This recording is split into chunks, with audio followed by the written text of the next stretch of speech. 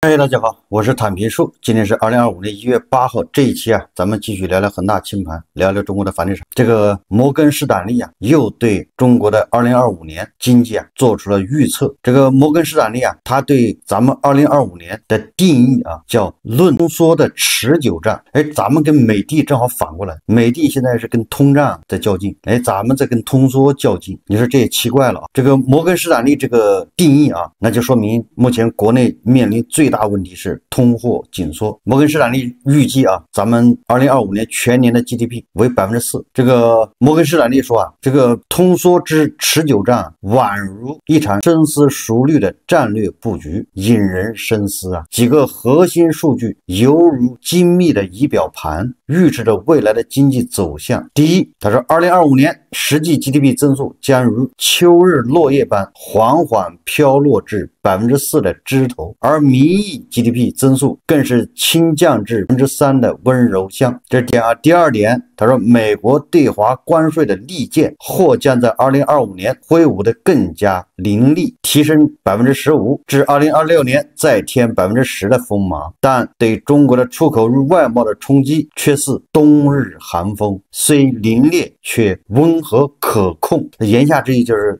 咱们这个贸易战虽然对咱们增加了很大的困难，像冬天的寒风一样，但是还不至于崩盘，就是双方还能掐得下去。第三个，他说财政赤字率潮水般从3的岸畔涌向 3.7 的深海，超长期特别国债从1万亿的港湾驶向2万亿的广阔海域。然而这些资金仅1/3流向充实社保与房地产去库存的消费之舟，其余如磐石般稳固的投向基建与制造的坚实大地。货币政策亦如春风化雨，利率进一步下滑，政策利率自 1.5% 的枝头倾落至 1.1% 的柔软草地。第四点，他说通缩压力如影随形，关税壁垒与产能过剩如同盲疾，难以根除。2025年至2026年间，经济通缩或将如影随形，成为常态。第五个，说人民币对美元汇率秋千般摇摆，2025年或将触碰 7.6 的高点，2026年更可能攀升至 7.75 的云端。资本外流之压与暗流涌动。其六，房地产市场的小阳春犹如昙花一现。2025年房价持续下跌的预期与阴霾笼罩，新房销量亦黯然失色，下滑约 10%。今年那个新房销量在去年的基础上还要下滑 10%， 那意思就是中国房地产昙花一现以后复苏之路还很漫长。那预示着明年中国房价恐怕还要进一步下跌也就是2025年房地产前景将会变得更加糟糕。我今天看那个是新加坡联合报报道说咱们决心要把汇率稳在 7.5， 这是央行的决心，但是这是外媒报道仅供参考。刚才摩根士丹利认为是 7.6， 明年会到 7.7。 9月底轰轰烈烈的救市这个效果已经基本上已经退潮了，现在楼市又回到了老样子年前已经出了谣言说北京、上海、深圳都要全面放开，这种谣言实际上就是一种思潮放这种谣言的人说白了就是有很多人希望这样。为什么希望北京、上海赶紧放开呢？还不是因为不行了吗？希望再添把火。但事实证明对吧，到现在1个多星期过去了，没看见哪儿说要放开限购。我们看一篇报道这是经济观察报报道，他说运用专项债收购存量闲置土地，专项债收储存量闲置土地遇难题，地方政府如何消化收储来的土地？他这个报道说他说刘卓是一家民营房企在某2线城市的负责人，由于公司主体暴雷，其负责城市的项目开发和销售均遇到困难。据悉2024年10月7号，自然资源部下发关于运用地方政府专项债券资金收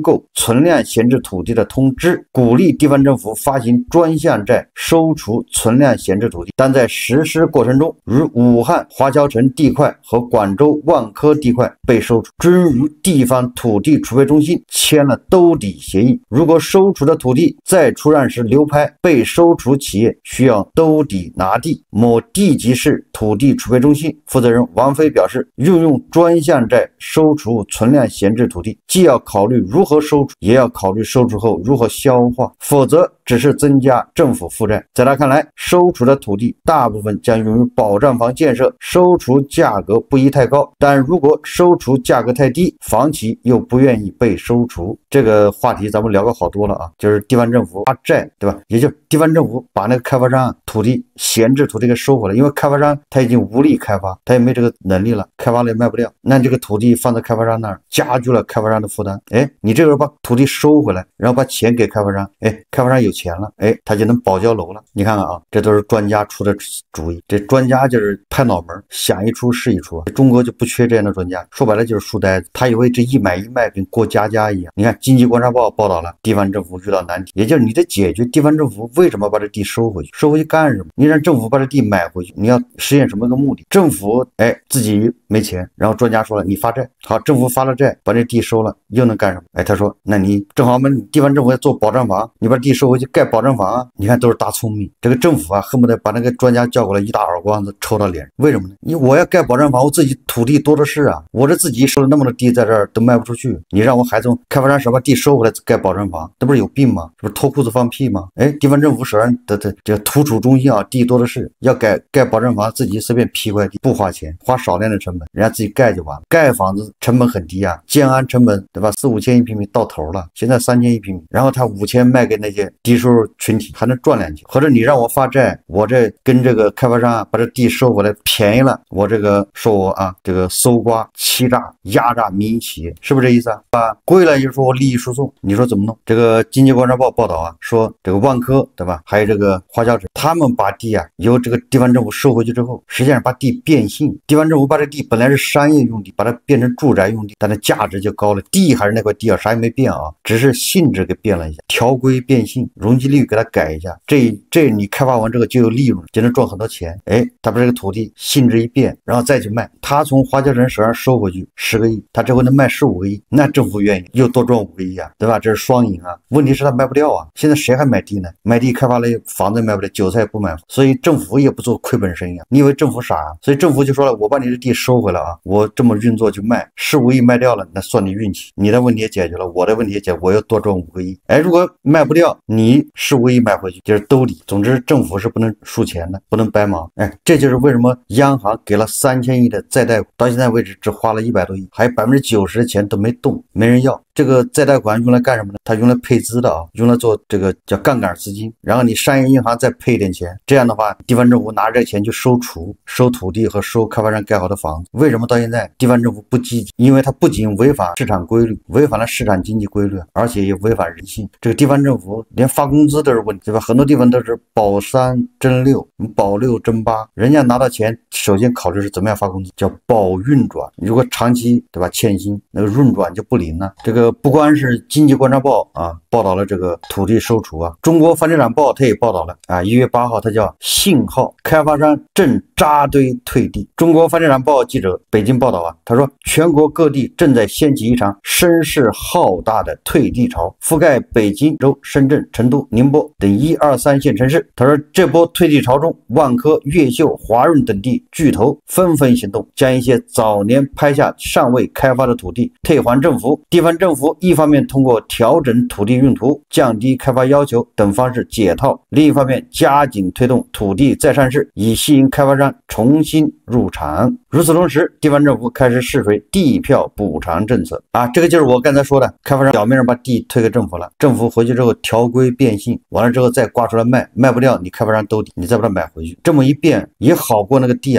在那开发商手上啥也不动要强。本来它这个商业用地没法开发，现在把它变成一个住宅用地，说不定还能把它盘活，因为商业用地你就盘不活了。所以这个口子一开这很多开发商就开始，各个城市的开发商就开始退地。所以其实大家转换脑筋想想，通过这个退地啊，说白了就是开发商再给政府交一笔钱，把你那个地调规变性，容积率给你改一下，对吧？开发难度降低，这搞个房地产人懂，容积率给你本来是 2.3 或者 2.0， 给你提高到 2.5， 你想想那 0.5 就是送你的钱呐，对吧？那提高 0.5， 你就多盖出多少平米的房子，地还是那块地啊，你房子就盖得多了，你房子盖得多了，你卖的钱不就多了吗？因为土地成本是死的嘛。所以这些记者也整不明白，这就是变着花样的开发商一看自己地死在自己手上，那赶紧索性啊向政府交一笔钱，你把我调规变性吧，正好有这政策啊。以往啊我跟你说商业用地啊调成住宅用地很难的，现在正好趁有这个政策，咱们变通一下，这叫上有政策下有对策。这个房地产报道啊，他说啊，土地收储加快落地，看看退地背后，开发商对市场预期并不乐观。目前在一线城市以外的地方，土地成交1年半以后，开工情况都是非常低迷，尤其是部分非市场化拿地较多的2线城市，长久不开工成为常态，土地供应也成为无效供应。近年来，城投平台托底拿地成为普遍现象，这就是咱们说的刷单呢，地方政府自己刷单。从2021年至2024年5月，重点监测的30个重点1、2线城市成交的住宅用地中，有 46% 的地块由城投公司竞得，但城投拿地项目中全部开工的地块仅 20%， 总体开工率不到 22%。 城投拿地是奉命拿地，拿了之后好让这个政府地卖出，政府有回来钱就发工资啊，然后城投再把这地押给银行，银行把钱给城投。华泰证券测算啊，说截至2024年1季度，我国存量闲置的未开工土地计容建筑面积或达 12.6亿平方米，部分闲置土地的地段和资质不佳，实质开发价值较低，加之部分土地可能面临开工后又停工，各地实际闲置土地库存压力可能更大。所以说啊，这个土地收储啊，那最后就是雷声大雨点小，口号喊得震天响。咱们跟这个土地收储和那个开发商的房子收储啊相关的一个政策，就是二手房以旧换新啊，这个是好像70多个城市推出了以旧换新政策，到现在啊不了了之，也搞不清换了多少。也就是说由那个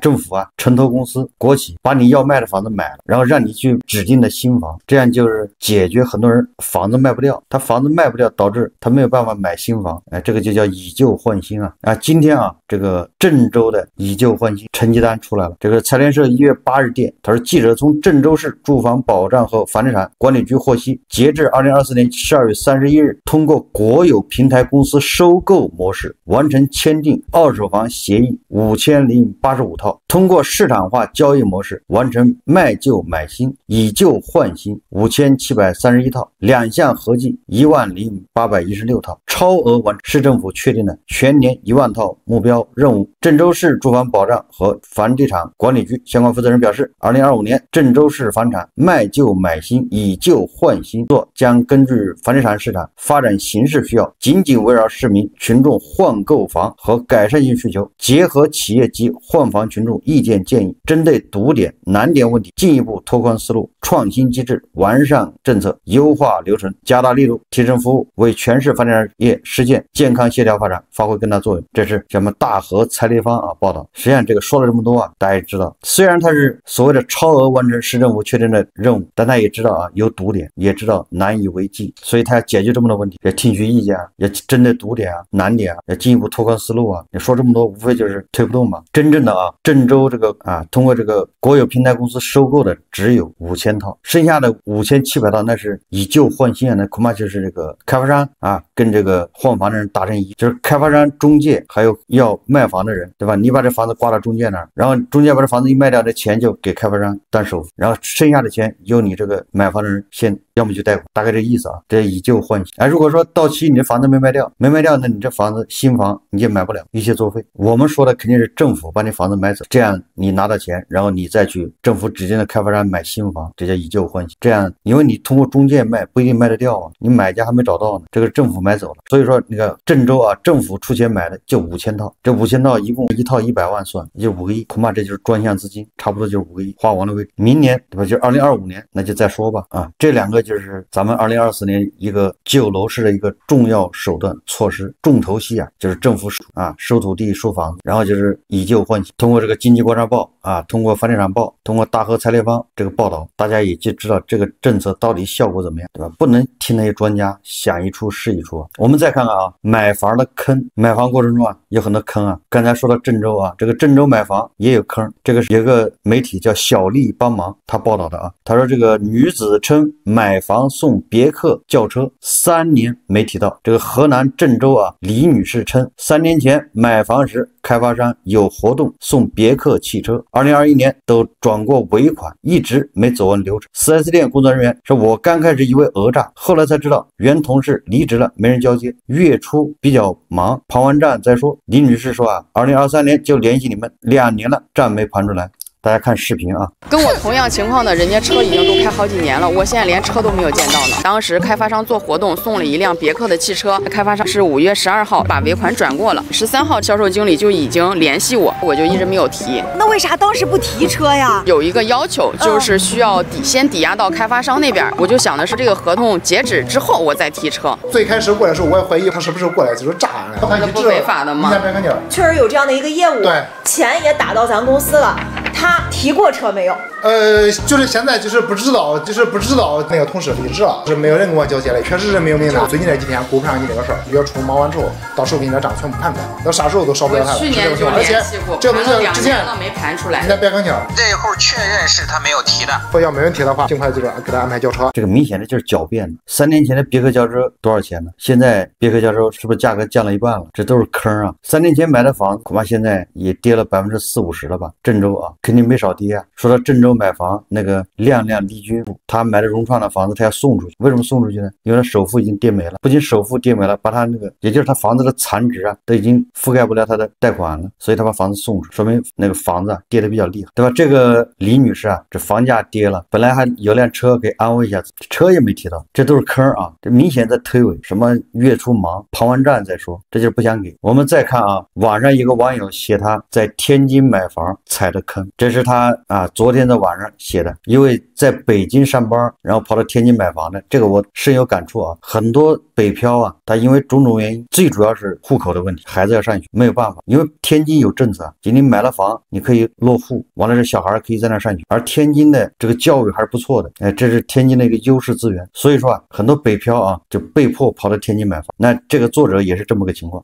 他说昨天看了一下我2016年在天津买的房子，8年前买的，他说花的钱算上差不多120万，现在挂牌价只有80万，8年前120万，现在只有80万，相当于亏损40万，而且就是这个挂牌价也卖不出去。他说现在大行情不好，买家肯定还会大砍价。然后这个作者说由此我又想起了买这套房子时遇到的2个蠢问题，分享出来给大家避避坑。他说第一个是当时买房的时候交了一个5.5万的团购费，不交团购费人家是不卖的，但是这个团购费没有算到购房款里，相当于进到开发商的私人账户了。这个团购费不光是开发商赚了，还有那些卖房的中介组团的现在炒房的那大忽悠他们就赚这个钱。你说是不是脑子不太清醒？你买房子还交5万5的团购费，但这个不稀奇我有一个朋友交的还不是5万5，交的是20万。他大概其就是在2017年16年买的房，也是这个时候他在天津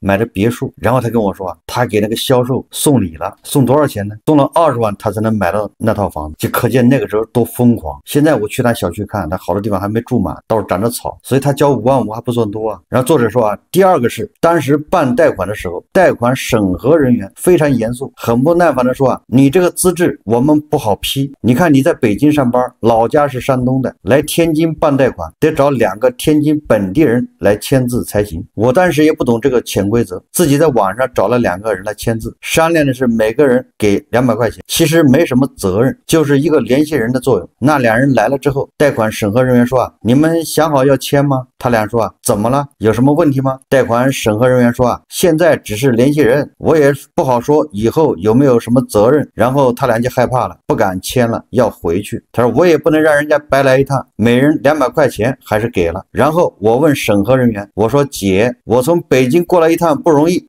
要不你帮我想想办法，我不怕花钱，就是把事办利索就行。你看他就上道了，这是明显的，这是办贷款的人给他设置障碍，解决问题的人就是制造问题的人。再一次充分体现了有点权利就腐败。你看这个贷款审核人员说你这个真不好办，我可以帮你问问看看有没有帮你签的，但是人家要价可能比较高，一个人得1万块，不过你收入挺高的，信用评级好，可以给你房贷利率9折，现在是4.9折4.9%，打完折4.41%，这样算还能省好几万。我说行，然后钱直接转给他了。出了门开车回北京，才开了15分钟就来电话了，他忽然就面带桃花，非常客气的开心的说你那个签字都给你办好了，到时候等短信通知放款就行了。我当时还很开心，非常客气的说辛苦了。